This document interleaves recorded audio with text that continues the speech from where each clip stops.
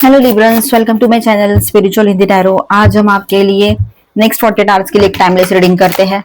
ठीक है, आपके पर्सन की फीलिंग्स कैसी रहेगी, नेक्स्ट एक्शन क्या रहेगा उसका, और क्या कोई डिसीजन लेना चाहते हो आप लोग तो हो पाएगा डिसीजन या क्या होगा, चलो देखते हैं।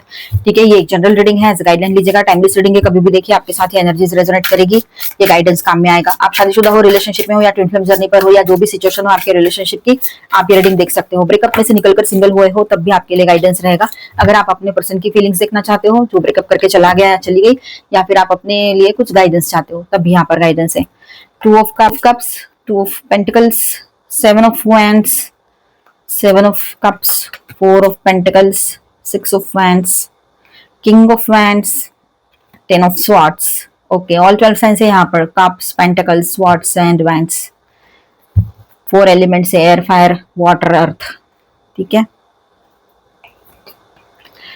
बॉटम ऑफ द डेक में क्या है?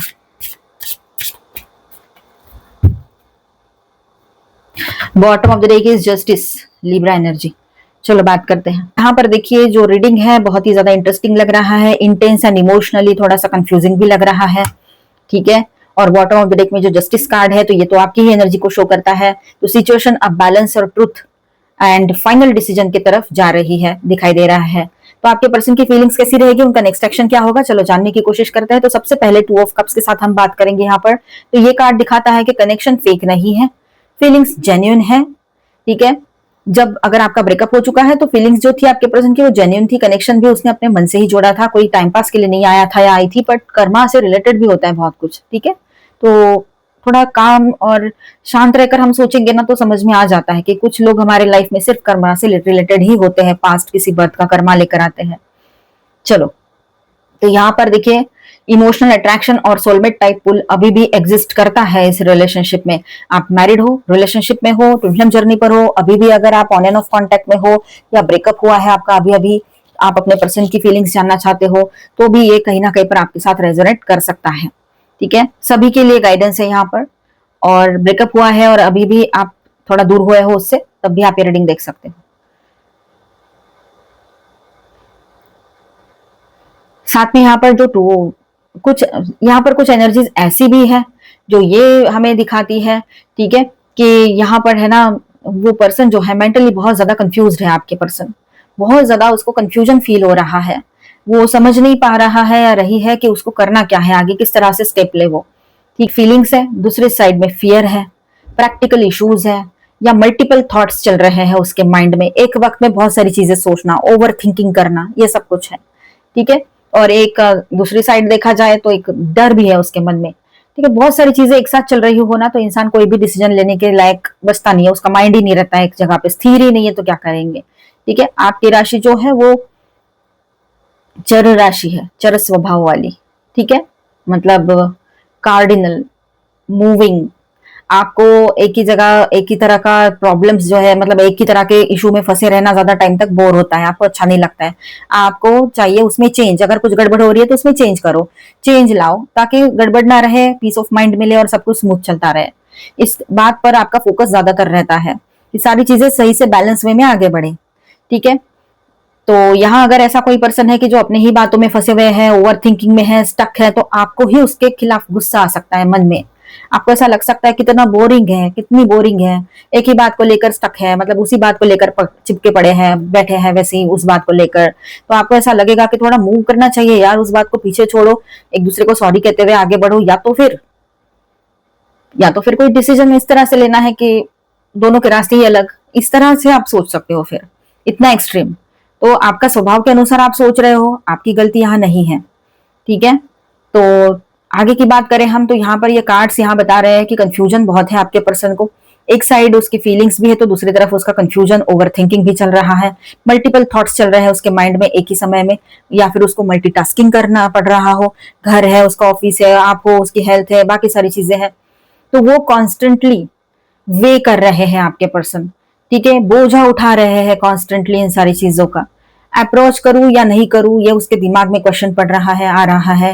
रिस्क वर्थ है या नहीं, ये भी उसको लग रहा है कि रिस्क लूं कि नहीं लूं, वर्थ करेगी रिस्क लेना, इससे आपसे बात करना, या फिर कहीं आप उसको मना तो नहीं कर दोगे, ये सारी चीजें। फ्यूचर पॉसिबल है या नहीं, कोई रिश्ता है या आपका, मतलब इस रिश्ते का फ्यूचर कोई है कि नहीं, ये भी सारे क्वेश्चन मार्क्स उसके दिमाग में चल रहे हैं। 4 ऑफ पेंटाकल्स की भी एनर्जी है यहाँ पर। तो ये जो एनर्जी है इसके साथ ऐसा है कि वो अपनी फीलिंग्स फुल्ली आपके सामने जाहिर नहीं कर पा रहे हैं, ठीक है। होल्डिंग बैक वाली एनर्जी दिख रही है अभी भी, पहले भी थी काफी लोगों के लिए एनर्जी, अभी भी वही एनर्जी दिख रही है। ईगो, फियर ऑफ रिजेक्शन या इमोशनल प्रोटेक्शन, ये सब कुछ उसके दिमाग में चल रहा हो सकता है कि उसको इमोशनली खुद को प्रोटेक्ट करना है, ये बात ज्यादा दिमाग में चलेगी उसके। ये card nostalgia, missing you, old memories और इमोशनल अटैचमेंट शो करता है। आप उनके माइंड से निकल नहीं रहे हो, वो कितना भी कोशिश करे या ना भी करे, लेकिन आप उसके माइंड में अक्सर रहते हो, हमेशा रहते हो और हो अभी भी। वो पास्ट मोमेंट्स को याद कर रहे हैं। बहुत ज्यादा मिसिंग एनर्जी में आपके पार्टनर है यहाँ पर, ठीक है। करंट इमोशनल स्टेट क्या है आपके पर्सन की, तो यहाँ ऐसा है कि ये 10 of swords and 7 of wands के साथ हम बात करें विद दिस 2 कार्ड्स, तो यहाँ ऐसा है कि ये इंडिकेट करते हैं कि वो इंटरनली डिफेंसिव, हर्ट, मतलब अंदर से हर्ट फील कर रहे हैं। ये कार्ड्स इंडिकेट करते हैं कि वो इंटरनली डिफेंसिव और हर्ट फील कर रहे हैं आपके पार्टनर, ठीक है। कुछ पास्ट कंफ्लिक्ट भी है यहाँ पर, मिसअंडरस्टैंडिंग भी हुआ है आप दोनों के बीच में, और हार्ट ब्रेक हुआ है, या ईगो का इशू भी रह सकता है, ईगो क्लैश आप दोनों के बीच में हुआ हो, ये इम्पैक्ट अभी भी है। एक तो उसने कुछ कहा, आपने कुछ बोला और आपने सुन भी लिया, और उसके बाद में उसने फिर से कुछ कह दिया, तो आपने उनको बोला भी होगा कि अपने वर्ड संभाल के इस्तेमाल करो। किससे बात कर रहे हो, पहले सोचो तो सही, किसे कह रहे हो और क्या कह रहे हो, क्यों कह रहे हो। कोई वजह तो है नहीं, इतनी गंदी वजह, गलत वजह तो है नहीं कि इतना सब कुछ बोल दोगे। फिर भी उसने बोल दिया, आपको तो ऐसे समझ में नहीं आ रहा था कि ये इंसान बोल रहा है या कोई और बोल रहा है, रही है, ठीक है। मतलब आपके हेल्थ के बारे में कुछ भी गलत बोल देना, मतलब नहीं हम किसी को कर्स करते हैं, वो उस तरह से कुछ बोल दिया हो आपको, ये हो सकता है। तो आप क्यों रुकोगे उसके पास, एक बार नहीं हुआ है, ये कितनी बार हुआ है अब तक। तो आप ऐसा तो कभी, आप तो हमेशा दुआएं करते हो, चाहे वो अच्छे से बिहेव करे ना करे, गुस्सा तो आपको भी आता है।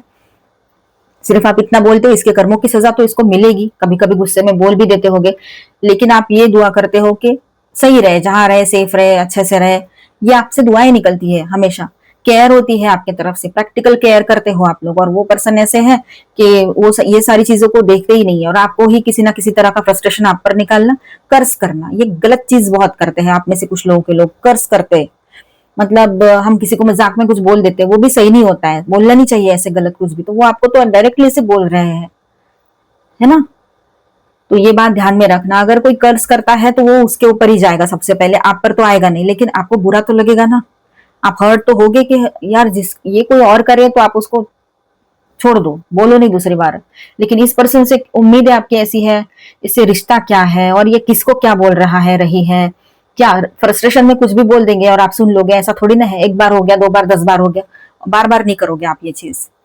तो यहाँ पर आपके पर्सन की हालात अभी सही नहीं है, वो बहुत ज्यादा मेंटली स्टक है, मेंटली डिप्रेशन में गए हैं या जा रहे हैं, मेंटली एग्जॉस्टेड फील कर रहे हैं, ठीक है। मेंटली एग्जॉस्टेड है, ओवर थिंकिंग बहुत चल रही है, अब क्या करें, आगे क्या होगा, ये फेज में है वो अभी। एंडिंग के बाद भी अटैचमेंट खत्म ना होना, ये सब कुछ चल रहा है। नेक्स्ट एक्शन क्या हो सकता है, king of friends and 6 of wands के साथ हम बात करेंगे विद दिस 2 कार्ड्स।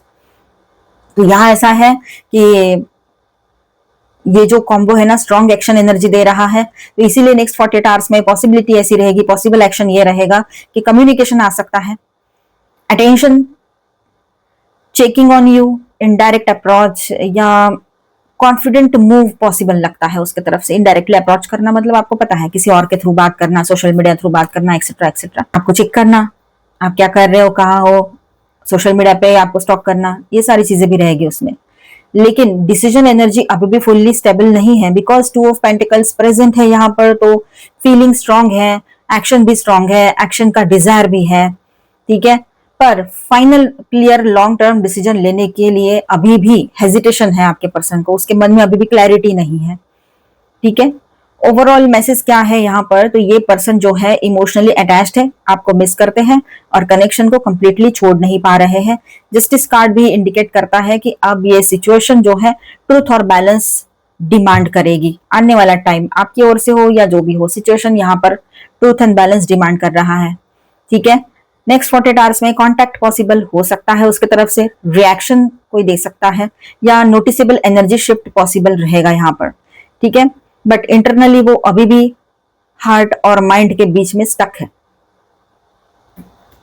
ठीक है। तो यहाँ मैं स्टार साइंस बताते चलूं, हेवी एनर्जीज में लिब्रा है और माइनर अरकानास में ऑल 12 साइंस है, Cancer, Scorpio, Pisces, Aquarius, Libra, Gemini, Taurus, Virgo, Capricorn, Aries, Leo, Sagittarius. Guidance देखते हैं आपके लिए, एंजल प्लीज गाइड। देखिए, अपना कर्तव्य करते जाओ, आगे बढ़ते चले जाओ, ठीक है। और अपनी तरफ ध्यान दो, ठीक है। अपना केयर करो, सेल्फ लव में रहो, अपने लाइफ को फुलफिलिंग बनाओ। ये आपकी सर्विस है, ये आपका खुद के लिए कर्तव्य है और इसको आप भूल चुके हो करीब करीब। उसको याद दिलाने के लिए शायद ये कार्ड आया है, यहाँ पर ये एनर्जी आई है, ठीक है। प्रिसिशन, देखिए आप लोग है ना, sense the divine in everything. आप लोग बहुत प्योर सोल हो, अपनी तरफ ध्यान दो। और इसके साथ, इसके लिए भी आप गलत नहीं सोच रहे हो, गुस्सा आ रहा है पर फिर भी आप इतना ज्यादा गलत नहीं सोच पाते हो जितना कि वो सोच ले। तो दुनिया चाहे जो करे, आप अपनी प्योरिटी को खराब मत करो, प्योर बने रहो, वो क्वालिटी है। हीलिंग, देखिए हीलिंग आपके लाइफ में पॉसिबल रहेगी। Say yes to life and choose to grow. तो आप अपने लाइफ को यस कहो और ग्रो करना चूज करो, ना कि रोते गाते बैठना किसी के लिए, या ओवर थिंकिंग करना, या गुस्सा करना। क्योंकि यहाँ पर ऐसा चल रहा है, सिर्फ यही एक पर्सन नहीं है जो आपके दिमाग का दर्द है। आपका सिर दर्द बहुत बड़ा है। आप जॉब करते हो तो वहां पर है, सोशल सर्कल में है, अपना बिजनेस या कुछ सेल्फ एम्प्लॉयड हो तो वहां पर है, फिर घर के लोग भी है, आपकी खुद की हेल्थ भी है, बहुत सारी चीजें। आपको भी अपने फ्यूचर का टेंशन आता है कभी कभी, पैसा भी एक फैक्टर हो सकता है किसी के लिए। तो सोचो कितना सब कुछ है। तो इसलिए इतना सब नहीं सोचना है, आपने ओवर थिंकिंग बिल्कुल नहीं करनी है लिब्रंस। आपने हीलिंग को चूज करना है और ग्रो करना है अपने लाइफ में, ठीक है। ट्रस्ट करो, trust the divine with in, ठीक है। आपके अंदर जो डिवाइन है उस पर ट्रस्ट करो, डिवाइन एनर्जी पर ट्रस्ट करो, ठीक है। विश्वास करो, सब कुछ ठीक होगा। और अपने आप से जो लव करते हो ना, वो बहुत जरूरी है। शायद आप में से कुछ लोग फिलहाल भूल गए हैं ये सारी चीजें। 7 चक्रा आर्कएंजल यूरियल, तो आपका अपने हायर सेल्फ से कनेक्शन अच्छा बना रहेगा। वहां से जो गाइडेंस आ रही है, ध्यान रखिएगा।